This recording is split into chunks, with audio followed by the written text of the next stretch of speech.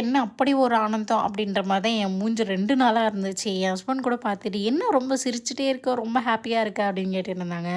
நான் வந்து ஊருக்கு போறேனே அப்படின்னு சொல்லிட்டு இருந்தேன். 2 நாளா அப்படியே டான்ஸ் ஆடிட்டே இருக்க வேண்டியதுதான்.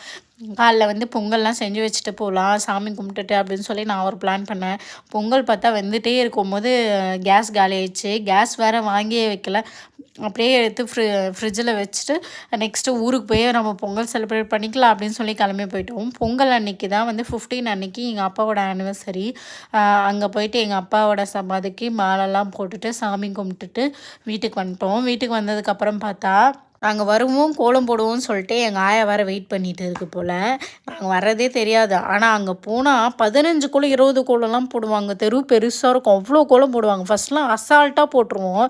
இப்போல்லாம் ஒரு கோலத்துக்கே வந்து நாக்கு தள்ளிடுது. அவ்வளோ கஷ்டமாக இருக்குது. இங்கெல்லாம் ஒரு கோலம் தான் போடுறாங்க. அதுக்கே டயர்டாகிடுறாங்க. அப்போல்லாம் எப்படி போட்டுன்னே தெரில. இப்போலாம் வந்து பேஸ்மெண்ட் ரொம்ப வீக் ஆயிடுச்சு அப்படின்ற மாதிரி தான் இருக்குது.